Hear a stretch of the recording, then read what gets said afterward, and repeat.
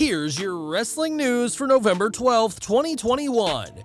And your headlines for today include Bryan Danielson admits he could sleepwalk through WWE matches, AEW wrestler defends WWE's mass releases due to budget cuts, huge title change in AEW has been in the works since the company began, Becky Lynch breaks silence about her backstage fight with Charlotte Flair, major details revealed, original plans for AEW Full Gear card revealed, former WWE World Champion protects child in viral video at live event, former WWE superstar coming out of retirement for first match in 5 years, and more. We are kicking off today with Bryan Danielson, who after an exceptional time in WWE, left the company in April this year. Joining AEW in September, the former World Heavyweight Champion has a 9-1-1 record, having lost just one tag match and drawn against Kenny Omega, and has faced some of the best AEW has to offer. Speaking to Ariel Helwani of the MMA show, Danielson discussed his reasons for joining AEW instead of re-signing with Vince McMahon and explained that Tony Khan's company was giving him the challenge that he needed. He said, "You get too comfortable at something for too long, and there was just something exciting about it. In my WWE matches, I could go out there and kind of sleepwalk through them if I wanted to. I tried not to. In AEW, you can't because they do so much. I was watching one of their shows and I was like, I don't even know if I can wrestle here." Danielson's AEW contract, which he has said could be his last contract, allows him to wrestle in Japan, an option WWE also offered the former superstar to keep him around. Tomorrow night, Danielson will face Miro in the AEW World Title Eliminator Finals, where the winner will get a guaranteed shot at the AEW World Heavyweight Championship, as there could be one last reign on top for the technical wrestler before he hangs up his boots for good. Bryan chose to let his WWE contract expire, unlike the dozens of superstars who have been cut since April 2020, all in the name of supposed budget cuts. The fact that these cuts have come at a time when WWE has never been more profitable has earned the company a ton of backlash from fans, all while AEW has continued to grow their fan base.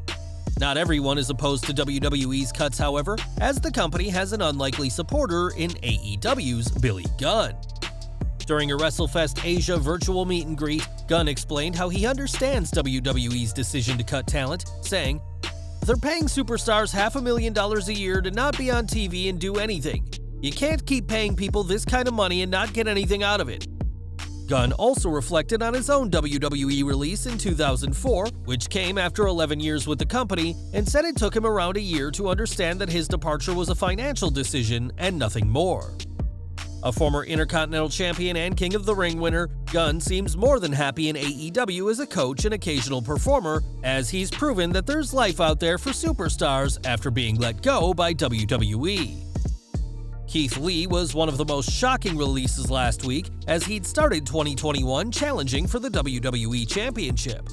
Lee's reported attitude problems backstage were a factor in his release, and fans have continued to bash the company for letting the Limitless One go. On Twitter, one fan said that they would never watch or attend a WWE event again, and asked Lee what's the best way fans can keep supporting him. Responding, Lee didn't address the boycott, but said he feels the support of fans and is sure something will come about in the not-so-distant future. It's heartwarming to see Lee remains optimistic about his future, and we're sure that he'll find himself in a company soon after his non-compete clause expires, but for now, the Limitless One is biding his time now that he's out of WWE. Tomorrow night, Hangman Adam Page will challenge Kenny Omega for the AEW World Championship in what is expected to be the main event of Full Gear. Fans have been clamoring for this match since Omega became champion, and after Tony Khan leaked the Full Gear card with Page's name circled, all signs point to a new champion being crowned. During Wrestling Observer Radio, Dave Meltzer explained the idea of Page being world champion isn't new, and it's something that the company has had in the works ever since AEW was founded in early 2019. Meltzer also noted that if not for far more important reasons, Page would already be champion, as the match with Omega was originally booked for All Out, but was pushed back because of the Hangman's wife's pregnancy. It's rare to see long-term storytelling in wrestling these days, never mind a story that dates back to the start of a company. And though Page's moment should finally come this weekend, it's something AEW have always been counting on. Cody Rhodes will also be at Full Gear as he'll team with Pac to face the pairing of Andrade El Idolo and Malachi Black. This match is a last-minute addition to the card, but the four have been involved in a storyline for several weeks. During his show, Meltzer explained that this tag team match wasn't the original plan, as the original Full Gear card called for a fatal four-way between the quartet of former superstars. Those plans changed after the first angle with them, as AEW's creative team realized that a tag team match made more sense with the story that was playing out on TV. This tag team match will be one of 10 matches filling out a stacked card, as AEW plans to end an incredible year with their biggest show to date. Becky Lynch news next, as on a recent episode of the Sports Illustrated Media podcast, Jimmy Trania sat down with the Raw Women's Champion. During the conversation, Lynch addressed her real-life heat with SmackDown Women's Champion Charlotte Flair. The heat between the two champions stems from a title exchange on SmackDown. In an attempt to hand her title to Becky Lynch, Charlotte Flair accidentally dropped the title, something that was not planned. Though Flair and Lynch got heated backstage, nothing got physical between them. However, Flair blew off Vince McMahon, which angered him, and Flair was escorted out by security. Speaking on the SI Media podcast, Trania asked Lynch for details on the incident that was later edited out on replay. "I don't know, man. We don't talk anymore. We don't talk. So all I'll say is the locker room needs a hero sometimes. And sometimes somebody's gotta be a hero. I'm alright being that hero. That's what I'll say on that matter." Lynch and Flair are set to face off at Survivor Series, and they will most likely go face-to-face again for the build to that match. When asked about how difficult the preparation for their match is, Lynch discussed if it's harder to work with someone when there's real-life heat. She says, "Oh, 100% more difficult. When you've got two people that are wanting to work together to make magic, then you make magic. Sometimes when there's hostility, when you can't trust the person, then you never know what's going to happen. You always have to be on guard. It's like a game of chess. You have to be thinking 2 steps, 3 steps, 4 steps ahead. What are they gonna do? How am I gonna handle it? If they do this, if they do that, whatever. This business is built on trust and working together. That's the art of it. That's the beauty of it. If I make you look good, you make me look good. It's an art. It's a beautiful art. It's an art I love more than anything. If people don't know how to make that art, then it becomes difficult. It becomes tricky, and you never really get the full potential. But there's intrigue there too, because we never know, was this meant to happen? Was that not meant to happen? What's gonna go down? There's interest in both ways.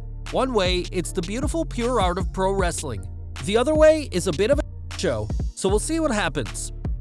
Becky Lynch went on to state that she doesn't trust Charlotte Flair, confirmed that things are difficult between her and Flair, and when asked if the pair are no longer friends, Lynch replied, "We used to be best friends." As fans, all this makes an interesting feud on TV. What are your thoughts on this whole situation? Was WWE lenient toward Charlotte? Sound off in the comments below. Earlier this year, Ric Flair left WWE over his and his daughter's booking, and things quickly went downhill for the Nature Boy. Shortly after his departure, Flair's actions on the infamous plane ride from hell horrified viewers of Dark Side of the Ring, leaving his future on TV in jeopardy.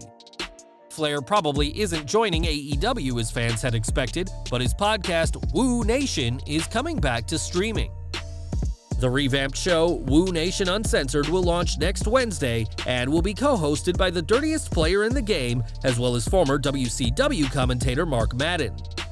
The original podcast ran for 46 episodes between May 2015 and April 2016, and with how much has happened in the wrestling world since then, the Nature Boy will have plenty to talk about when his show returns with a new uncensored kick. Now, Randy Orton is a veteran of WWE and a surefire Hall of Famer when his incredible career comes to an end. Over the past 2 decades, the Legend Killer has encountered countless fans, and Orton showed off his experience during a live event this week. During a live event in Birmingham, England, Orton was seen celebrating with fans, but noticed that a child was being squashed by the sea of people behind him. In the clip, which has since gone viral, Orton can be seen making sure the kid was safe in a classy move by the Raw Tag Team Champion. After a year of shows being canceled and the tragedy of the recent Travis Scott concert, fan safety has never been a more important issue than right now. And it's great that Orton was able to think on his feet, even after a match, to make sure this young fan was safe. And we're ending today with Maven Huffman, the first man to win WWE's Tough Enough, who left the company in 2005. The former Hardcore champion had his last match in 2016, but Maven is now getting ready to get back in the ring. The independent superstars of professional wrestling promotion announced that Maven is coming out of retirement to enter the ISPW Championship Rumble match, and that he's not the only one making a comeback. Dangerous Danny Davis will also be in the match, in what will be his first match since a PWG Legends Battle Royal from January 2011 that was won by Roddy Piper. The ISPW show will be on November 19th at the Tatoa PAL in Tatoa, New Jersey, and after his career peaked with eliminating The Undertaker in the 2002 Royal Rumble, we'll have to see who Maven can eliminate in his first match in 5 years. Well guys, that's our news for today. Please share your comments below. Also hit the like button, subscribe to our channel, and hit the bell icon to receive all notifications. And as always, thanks for watching.